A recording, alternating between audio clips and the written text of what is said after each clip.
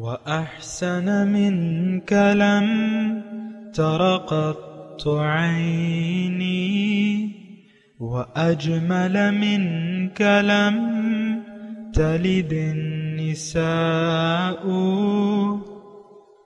خلقت مبرأ من كل عيب خلقت مبرأ من كل عيب كأنك قد خلقت كما تشاء.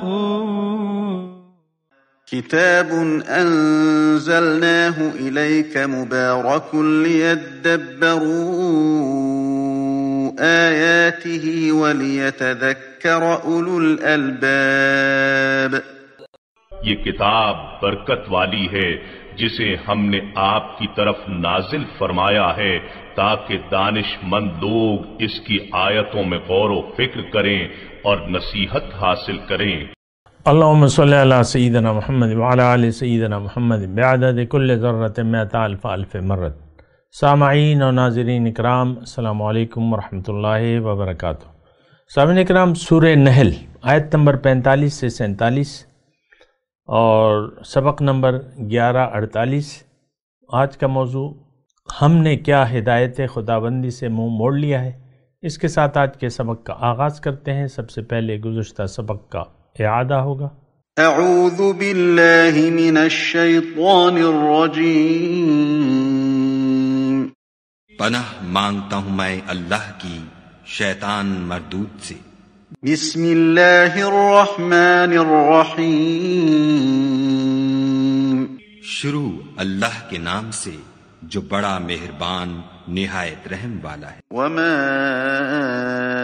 ارسلنا من قبلك الا رجالا نوحی الیہم فاسألوا اہل الذکر ان کنتم لا تعلمون. اور ہم نے تم سے پہلے مردوں ہی کو پیغمبر بنا کر بھیجا تھا جن کی طرف ہم وحی بھیجا کرتے تھے. اگر تم لوگ نہیں جانتے تو اہل کتاب سے پوچھ لو. بالبینات والزبر وأنزلنا إليك الذكر لتبين للناس ما نزل إليهم ولعلهم يتفكرون.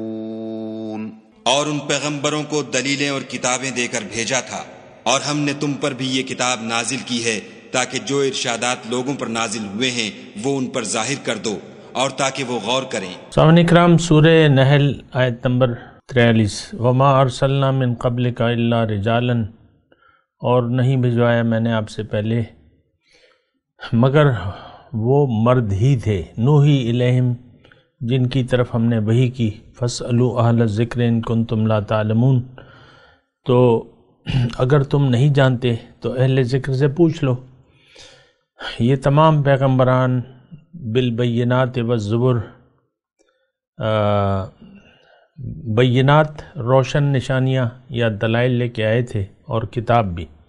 وَأَنزَلْنَا إِلَيْكَ الذِّكْرَ، اور ہم نے آپ پہ یہ ذکر نازل کیا ہے. لِتُبَيِّنَ لِلنَّاسِ، تاکہ آپ وضاحت کریں لوگوں کو. مَا نُزِّلَ إِلَيْهِمْ، جو تعلیم ان کے لیے نازل کی گئی ہے. وَلَعَلَّهُمْ يَتَفَكَّرُونَ، تاکہ یہ سوچیں، غور و فکر کریں. سامعین کرام،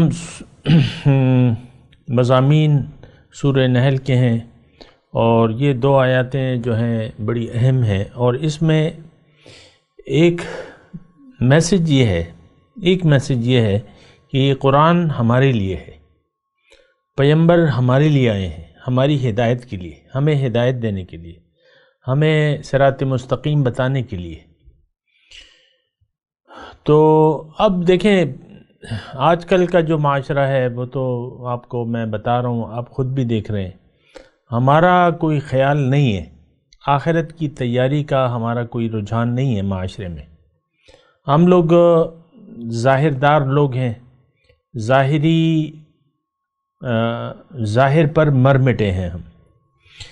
یہ بڑے اچھے الفاظ نہیں ہیں، یعنی خراب الفاظ ہیں، لیکن اب کیا کیجئے کہ ایسا حقیقت میں ہے کہ ہم ظاہر پر مر مٹ گئے ہیں اور آخرت کی ہم نے فکر چھوڑ دی ہے۔ یہ رویہ، یہ طریقہ غلط ہے، اور یہ یعنی ہماری تباہی کا باعث ہو سکتا ہے، اور آپ کسی کو نقصان نہیں پہنچا سکتے۔ اگر آپ کی ایسی فکر ہے، ایسا خیال ہے، تو آپ اپنے سوا کسی کو نقصان نہیں پہنچا سکتے۔ لہٰذا آپ خود بیدار ہو جائیں، اور جو قرآن آپ کے لیے اللہ تعالیٰ نے، دیکھیں میں آپ کی ذات، یہ قرآن میں کہہ رہا ہوں آپ کی اکیلی ذات کے لیے ہے، کیونکہ آپ تو خود جواب دہ ہیں اپنے اعمال کے، اور آپ کے لیے ہدایت اللہ تعالیٰ نے بھجوائی ہے پیغمبر کے ذریعے، جس میں روشن دلائل ہیں اور وضاحت ہے اچھے طریقے سے، روشنی ہے۔ کتاب جو ہے یہ کیا ہے؟ یہ بذات خود روشنی ہے اور ہدایت ہے۔ تو اگر ہم نے اس سے منہ موڑ لیا تو اور سوچ و بچار سے کام نہ لیا، وَلَعَلَّهُمْ يَتَفَكَّرُونَ، آیت نمبر 44 کے آخری الفاظ ہیں کہ سوچ و بچار سے کام نہ لیا، غور و فکر نہ کیا، تو پھر ہم نقصان کا شکار ہو جائیں گے۔ بہرحال یہ آگے میں چلتا ہوں۔ أَفَأَمِنَ الَّذِينَ مَكَرُوا السَّيِّئَاتِ أَن يَخْسِفَ اللَّهُ بِهِمُ الْأَرْضَ، کیا أَفَأَمِنَ، کیا بے خوف ہو گئے، کیا امن سے ہیں جو مکر السیئات، جو بری چالیں چل رہے ہیں اس بات سے، ان یخسف اللہ بہم الارض، کہ اللہ تعالیٰ ان کو زمین میں دھنسا دے، او یأتیہم العذاب من حیث لا یشعرون، یا ان پر عذاب لے آئے جدھر سے آنے کا ان کو وہم و گمان تک نہ ہو، او یأخذہم فی تقلبہم فما ہم بمعجزین، یا اچانک چلتے پھرتے ان کو پکڑ لے اور پھر یہ بچ نہ سکے۔ افامن الذین مکروا السیئات، سیئات یعنی تدبیر، افامنا، کیا بے خوف ہو گئے ہیں وہ لوگ جو مکر تدبیر کو کہتے ہیں، سیئات بری۔ اب بری تدبیر کیا ہے ہمارے لیے؟ اور دیکھیں آغاز میں آپ کو یہ بتا دوں کہ قرآن آج کے لیے ہے، آج کے مسلمانوں کے لیے ہے، ہمارے لیے ہے، آپ کے لیے ہے۔ اب آپ یعنی یہ مت کہیں کہ یہ تو اس دور کا تھا، نہیں، یہ ہر دور کے لیے ہے، یہ کل کے لیے بھی تھا، گزرے ہوئے کل کے لیے بھی تھا، آج کے لیے بھی ہے ہدایت اس میں، اور جو آنے والا کل ہے اس کے لیے بھی یہی ہدایت ہے، رہتی دنیا تک کے لیے قرآن باعث سے ہدایت ہے۔ تو دیکھیں مضمون مشکل نہیں ہے سمجھنے کے لیے، اگر کوئی سمجھنا چاہے تو مضمون آسان ہے۔ اب یہ جو آیات ہیں تو یہ مطلب عام طور پہ یہ ہے کہ ہم کتابوں میں بھی آپ دیکھ لیں، عام طور پہ الا ماشاءاللہ وہیں کے حالات پہ فٹ کیا گیا ہے، ایسی بات نہیں ہے۔ دیکھیں میری بات تھوڑا سا غور سے سنیں، ہدایت انسان کے لیے ہے اور رہتی دنیا تک کے لیے ہے۔ جب سے انسان پیدا ہوا ہے اللہ کی ہدایت کے ذریعے ہی یہ کامیابی کی منازل طے کر سکتا ہے۔ تو اللہ تعالیٰ نے ہدایت انسان کو دینے کی ذمہ داری اپنے اوپر لی ہے، ان علینا للہدیٰ۔ اب ہدایت جب آتی ہے پیغمبر کے ذریعے، چاہے کوئی پیغمبر ہو، وہ اگر ہدایت لاتا ہے تو لوگ جو ہیں دو حصوں میں بٹ جاتے ہیں۔ کچھ لوگ تو یعنی اکثریت تو انکار کر دیتی ہے، اور کچھ لوگ جو ہیں ایمان لے آتے ہیں۔ اب جن لوگوں نے ہدایت کو قبول کر لیا ان کے لیے تو اللہ تعالیٰ کا اچھا وعدہ ہے، للذین احسنوا فی ہذہ الدنیا حسنہ، جو نیکوکار ہیں ان کے لیے اس دنیا میں بھی بھلائی ہے۔ تو جو نیکوکار ہیں ان کے لیے اس دنیا میں بھی بھلائی ہے، اور ہم جو ہے دیکھیں، اگر آپ دیکھیں اور سنجیدگی سے غور کریں، یہ ہدایت جو ہے یا تو انسان کے لیے تباہی کا باعث ہوگی یا کامیابی کا باعث ہو سکتی ہے۔ دو مختلف صورتیں ہیں، یا تو انسان یعنی جن لوگوں نے اس کو قبول کر لیا ہدایت کو وہ کامیاب و کامران ٹھہریں گے، اور جن لوگوں نے اس سے منہ موڑ لیا وہ ناکامیاب ہوں گے اور نقصان سے دوچار ہوں گے۔ یہ بالکل صاف بات ہے، یہ یعنی ابتدا سے آخر تک یہی بات رہے گی۔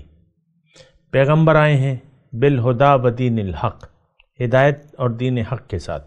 اب جس نے بھی اس ہدایت کو قبول کر لیا، دیکھیں میں کوشش کر رہا ہوں، اصل میں تھوڑی سی مجھے مشکل پیش آ رہی ہے کہ ہم ان آیات کو اپنے لیے اس میں سوچیں اور سمجھیں۔ تو بہرحال اللہ تعالیٰ، یہ جو میں آپ کو بات کر رہا ہوں نا کہ دو ہی گروہ ہیں، پھر ایک وہ ہے کہ ان اللہ یرفع، حضور صلی اللہ علیہ وسلم کا فرمان ہے کہ ان اللہ یرفع بہذا الکتاب اقوام ویدع بہ آخرین، کہ اللہ تعالیٰ اس کتاب کے ذریعے ایک قوم کو بلندی عطا فرمائے گا، سرفرازی عطا فرمائے گا، دوسری قوم کو ذلیل کر دے گا۔ تو اور دوسرا جو وہ ہے کہ اما لکا و اما علیکا، یہ قرآن یا تو تمہارے حق میں گواہی دے گا یا تمہارے خلاف گواہی دے گا۔ پھر قرآن کے بارے میں اللہ تعالیٰ نے خود فرمایا ہے کہ یدل بہ کثیرا و یہدی بہ کثیرا، بہت سے لوگ اس قرآن کے ذریعے گمراہ ہو جاتے ہیں قبول نہ کر کے، اور جو قبول کر کے ہدایت پا جاتے ہیں۔ اچھا، اب ہمارے لیے جملہ کیا ہے؟ ہمارے لیے جملہ یہ ہے کہ آج کے لوگوں نے تو اس قرآن کو رد کر دیا ہے کتاب ہدایت کے طور پہ۔ ہم قرآن کو نہیں مانتے، واضح الفاظ میں کہہ رہا ہوں، آج کا مسلمان قرآن کو نہیں مانتا بطور کتاب ہدایت۔ یہ قرآن کے احکامات کو ماننے سے انکاری ہے، یقین نہیں رکھتا۔ جب یقین نہیں تو عمل بھی نہیں ہے۔ آج دیکھ لیں، عام طور پہ یہ میں اتنی مشکل بات نہیں کہہ رہا، اور اس کے لیے مجھے کوئی خاص دلائل دینے کی بھی ضرورت نہیں ہے۔ آج ہمارا رویہ جو ہے، ہمارے اخلاق جو ہے، وہ قرآن کے خلاف ہے۔ تو جب ایسی بات ہے تو بس پھر تو یعنی اللہ کا جو یعنی ذمہ داری ہے وہ تو اللہ تعالیٰ نے پوری کر دی، کتاب اور ہدایت دے کے۔ اب اگر ہم نے اس سے انحراف کیا تو دنیا اور آخرت میں ذلیل ہوں گے ہم، اور آج ہم ہیں ذلیل۔ خسرت دنیا والآخرہ، دنیا اور آخرت میں نقصان اٹھانے والے ہیں۔ دنیا میں دیکھیں، پیسوں پہ پیسہ کوئی عزت کا باعث نہیں ہے، اصل عزت جو ہے وہ تو اللہ کی ہے، اور یہ مصنوعی عزتیں، اس کی کوئی حیثیت نہیں ہے اللہ کے ہاں۔ تھوڑی سی زندگی ہے، اس میں کیا عزت؟ دنیا کی عزت کیا عزت ہوگی؟ آپ کو اگر کوئی ریڈ کارپٹ کا استقبال مل جائے، گارڈ آف آنر مل جائے، میں مختصر بات کر رہا ہوں، لیکن جب آپ مریں تو پھر اس کے بعد آپ کے لیے تو پھر دوزخ ہے۔ کیوں کہ ہم قرآن سے عملی طور پہ انکار کیا ہوا ہے ہم نے۔ یہ ایک تلخ حقیقت ہے اور کڑوا سچ ہے جسے ہم قبول کرنے کے یعنی قبول تو نہیں کرتے، اور ہو سکتا ہے مطلب آپ کا خیال کچھ الگ ہو، لیکن میں تو عام لوگوں کی بات کر رہا ہوں، مسلم امت کی بات کر رہا ہوں کہ صدیاں ہوئیں کہ قرآن کو ہم نے چھوڑ دیا ہے۔ بہرحال آج کا جو مضمون ہے اس میں اللہ تعالیٰ یہ فرما رہا ہے کہ تمہیں میرے عذاب کا کوئی خوف نہیں ہے، تمہیں میں زمین میں دھسا سکتا ہوں، اور تم پہ میں ایسا عذاب لا سکتا ہوں جو تمہارے خواب و خیال میں بھی نہیں ہوگا۔ اب عرب جو ہے یہودیوں کے ہاتھوں سے بٹ رہے ہیں، یہودیوں کا غلبہ ہے، ایٹم بم یہودیوں کے پاس ہے، عرب کے پاس کچھ بھی نہیں ہے۔ تو یہ کبھی مسلمانوں نے سوچا تھا کہ ہم پر یہودی جو ہے وہ اس طریقے سے غالب آ جائیں گے؟ اسلحے کے یعنی اسلحے کی برتری ظاہر ہے کہ ان کے پاس ہے، اور یہ دونوں نے ایک گٹھ جوڑ بنایا ہوا ہے، اور یہ تو در حقیقت اللہ کا عذاب ہے جو ہم مسلمانوں پر ہے۔ تو اس کا تو ہم تصور بھی نہیں کر سکتے تھے۔ مسلمانوں نے تو دنیا پر حکومت کی ہے، لیکن آج جو ہے باطل کو ہم نے قبول کر لیا ہے، اور ہم باطل کا ہر طریقے سے ہم پر غلبہ ہے۔ آج دیکھ لیں آج کی معاشرت، آج آپ اپنے جو آپ کے فوجی جوان ہیں ان کا آپ یعنی لباس دیکھ لیں، ان کی وردی دیکھ لیں، اپنے جرنیلوں کی وردی دیکھ لیں، جرنیل ذرا ناراض نہ ہوں، یہ آپ عام انسان ہیں، صرف وردی کا فرق ہے، باقی تو اللہ تعالیٰ نے جو آپ کو جو کچھ دیا ہے وہ چند دن کی بات ہے، باقی جب قبر میں لیٹیں گے یہ کچھ بھی آپ کے ساتھ نہیں ہوگا۔ میں ویسی ایک بات کہہ رہا ہوں، یعنی فوجیوں کی میں ایسے مثال کے طور پہ بات کر رہا ہوں کہ ہم نے یہ برطانیہ کی وردی اور یہاں کی وردی، بس وردیوں کے رنگوں میں فرق ہے، باقی ہندو جو جرنل پہنتا ہے اور جو برطانیہ کا عیسائی جرنل پہنتا ہے اور جو ہمارا جرنل پہنتا ہے، جو وردی پہنتا ہے، وہ تقریباً یکساں ہے، رنگوں کا اور تھوڑا سا ڈیزائن کا فرق ہوگا۔ اب یہ کس نے، میں مثال کے طور پہ عرض کر رہا ہوں بات، کسی ادارے پہ میں نے وہ نشانہ نہیں ہے، اگرچہ میں نے فوج کا نام لے لیا ہے، لیکن فوج کون ہے؟ ہم میں یہ ہم ہیں، یہ ہمارا خیال ہے، ہر معاملے میں ہم غیر کا اتباع کر رہے ہیں، یعنی اتنے بڑے بڑے سٹار اور ہندو سے آپ دب رہے ہیں، یہ آپ کی بہادری کا عالم ہے۔ کشمیر کے 70 سال ہو گئے، کشمیریوں پہ مظالم ہیں، لیکن ہم ان کو کوئی جواب تو نہیں دے پا رہے۔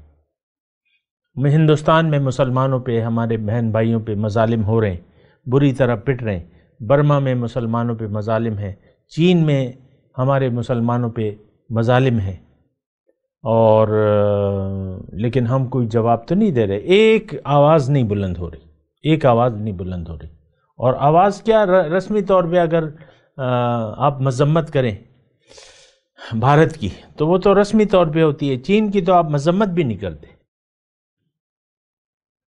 کیونکہ اس کے آپ قرضدار ہیں اور آپ نے مفادات کا کھیل سجایا ہوا ہے۔ کافر اور دوستی کی مثالیں کیسی دی جاتی ہیں؟ سمندر سے گہری، شہد سے میٹھی، پہاڑوں سے اونچی۔ یہ وہ آپ نے کبھی کلپ دیکھا ہوگا نا، نواز شریف گئے تھے چین، تو ان کے بھائی جو ہے نواز شریف کو بھول رہا تھا بات، تو ایک ایک جملہ شہباز شریف صاحب ان کو یاد دلا رہے تھے، یہی بات، اور عام کتابوں میں بھی یہی ہے، دوستیاں دیرینہ دوستی۔ کافر تو دوست نہیں ہو سکتا کسی کا، یہ تو سارا مفادات کا چکر ہے۔ وہی ہوا کہ جو روس چاہتا تھا، کہ بیلٹ چاہتا تھا، وہ چین نے ہمیں قرضہ دے کے حاصل کر لی، 1 بیلٹ 1 روڈ۔ اور یہ سی پیک کیا ہے؟ یہ چین دراصل اپنا راستہ گوادر کے ذریعے اپنا بنا رہا ہے، اپنے سامان کا راستہ بنا رہا ہے، آپ کو اس نے قرضہ دے کے پھنسا دیا، مختلف چیزیں دے کے۔ تو دیکھیں، ہم آج تو میں آپ کو ایک مختصر بات کہوں کہ مسلمان قوم کا وجود آج روئے زمین پر نہیں ہے، آج مومن نہیں ہے من حیث القوم۔ انفرادی طور پہ تو ہوگا تو اس کی تو کوئی اللہ کے نزدیک کوئی جماعت جو ہے، اسلام جماعت کے بغیر نہیں قائم رہ سکتا، یہ بات نوٹ کر لیں۔ بہرحال میں اپنے مضمون کی طرف آتا ہوں کہ یہ جو اللہ تعالیٰ نے فرمایا ہے کہ تم کیوں بے خوف ہو اے مسلمانوں، تم کیا بے خوف ہو گئے ہو جو تم حق کے خلاف تدبیریں کر رہے ہو؟ مکر السیئات پہ میں بات کر رہا ہوں، یعنی آپ تدبیریں کر رہے ہیں، یہ ساری مسلمان قوم یہ تدبیر اس کی کیا ہے؟ یعنی دیکھیں، ایک شعوری تدبیریں ہوتی ہیں اور ایک غیر شعوری تدبیریں ہوتی ہیں، ہمیں پتہ بھی نہیں ہے، لیکن اسلام کا سب سے بڑا مجرم آج کا مسلمان ہے، خود مسلمان ہے۔ سب سے بڑے مجرم اسلام کے دشمن ہم ہیں، ہم اسلام کو پھیلانے سے روکنے میں سب سے بڑی رکاوٹ آج کا مسلمان ہے۔ کیوں؟ کہ اس نے تو باطل کی پیروی شروع کر دی ہے، یہ تو طاغوت کی پیروی کر رہا ہے، وَاجْتَنِبُوا الطاغوت کا حکم تھا، اللہ کی بندگی سے ہم نے منہ موڑ لیا ہے اور طاغوت کی پیروی کر رہے ہیں۔ تو بات تو پھر بہت ہی زیادہ بگڑی ہوئی ہے آج، اگر آج کی بات کروں۔ یہ افامن الذین مکروا السیئات، کیا آج کا مسلمان، اللہ تعالیٰ آج کے مسلمان سے مخاطب ہے کہ تم لوگ اسلام کی بےخونی کے لیے جو تدبیریں کر رہے ہو، دیکھیں دانستہ یا نادانستہ وہ ایک الگ چیز ہے۔ نادانستگی میں اگر آپ زہر کھا لیں گے تو کیا وہ اپنا اثر نہیں کرے گا؟ اللہ کی نافرمانی میں ہم لوگ مبتلا ہیں، قرآن کی مخالفت ہے، رسول صلی اللہ علیہ وسلم کا جو ہدایات ہیں ان کا ہم ذرہ برابر پاس نہیں کر رہے، جو ان کا اسوہ ہے یا جو ان کی ہدایات ہے۔ الراشی والمرتشی فی النار حدیث آپ نے سنی ہے، عام طور پہ ہے، لیکن جہاں جن محکموں میں رشوت لی دی جاتی ہے، محکمہ مال، میں خود دیکھ چکا ہوں، یہ حدیث بڑے بورڈ پہ لکھ کے لگائی گئی ہے، پھر ہدایت بھی ہے کہ کسی کو رشوت مت دو۔ لیکن رشوت دھڑلے سے ہے سر، اور ایک کیا محکمہ مال، ہر محکمے میں کرپشن بھی ہے اور رشوت بھی ہے، یہ تو میں خود آپ کو کہہ رہا ہوں۔ محکموں کا نام نہیں لیتا ورنہ پھر لوگ پھر ناراض ہو جائیں گے، بعض لوگ ناراض۔ ہر محکمہ پاکستان ایز اے ہول، ہماری امت، پوری امت بھٹک گئی ہے راستے سے، امت سو رہی ہے کہ اسے کرنا کیا ہے، اور اللہ کے عذاب میں ہم مبتلا ہیں، میں آپ کو کہتا رہتا ہوں بہرحال۔ تو اس میں اللہ تعالیٰ فرما رہا ہے، اپنے عذاب سے ڈرا رہا ہے کہ دیکھو میں قادر ہوں کہ میں تمہیں زمین میں دھسا دوں، یا ایسے طریقے سے عذاب لے آؤں کہ جو تمہارے خواب و خیال میں بھی نہ ہو، او یأتیہم العذاب من حیث لا یشعرون او یأخذہم فی تقلبہم، یا ان کی نقل و حرکت یا سفر کرتے ہوئے یا شغل تجارت کے دوران ہی ان کو پکڑ لے، فما ہم بمعجزین، سو وہ اللہ کو عاجز نہیں کر سکتے، او یأخذہم علی تخوف، یا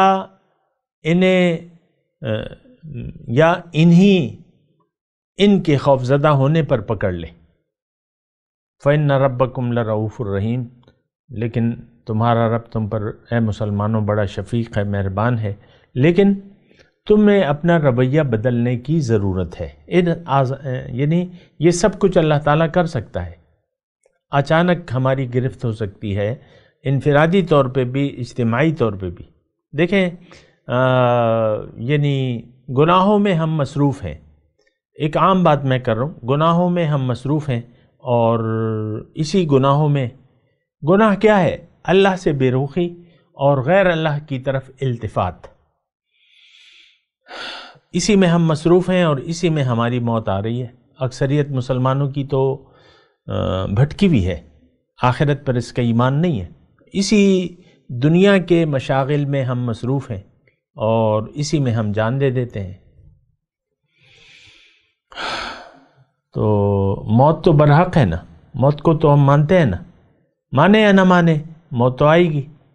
اینما تکونوا یدرککم الموت ولو کنتم فی بروج مشیدہ۔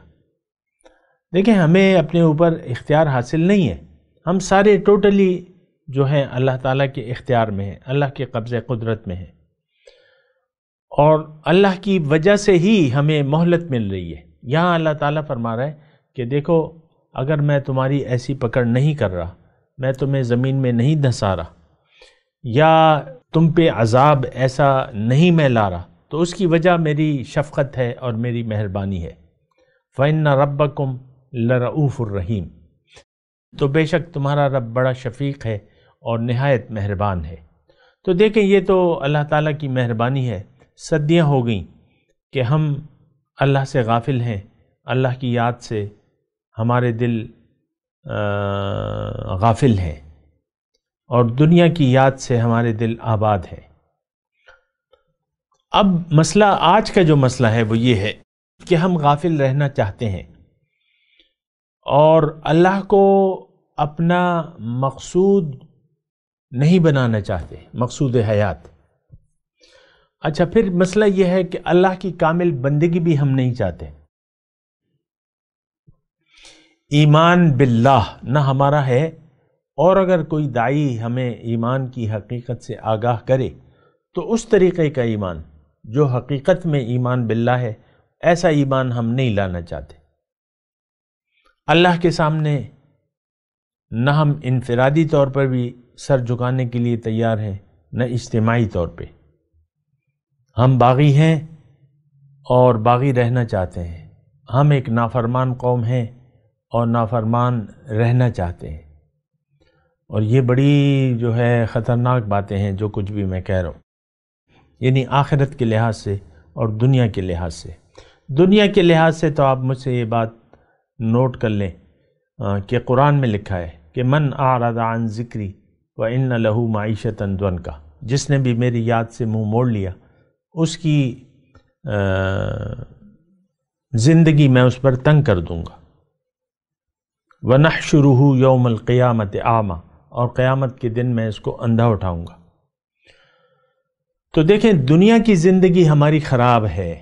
ہر وہ شخص، ایک جملہ میں آپ کو کہہ رہا ہوں نوٹ کر لیں کہ ہر وہ شخص جو اللہ کی یاد سے غافل ہے پریشانی اس کا مقدر ہے، وہ پریشان رہے گا، اس کو سکون نہیں مل سکتا۔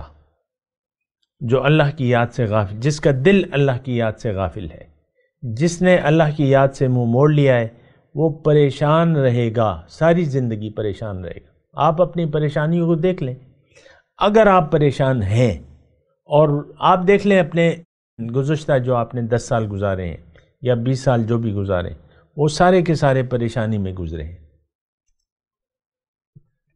پریشانی سے میری مراد یہ ہے کہ آپ کو ظاہر کی پریشانیاں لاحق ہیں۔ دیکھیں ہماری پریشانیوں کے مختلف دور ہوتے ہیں۔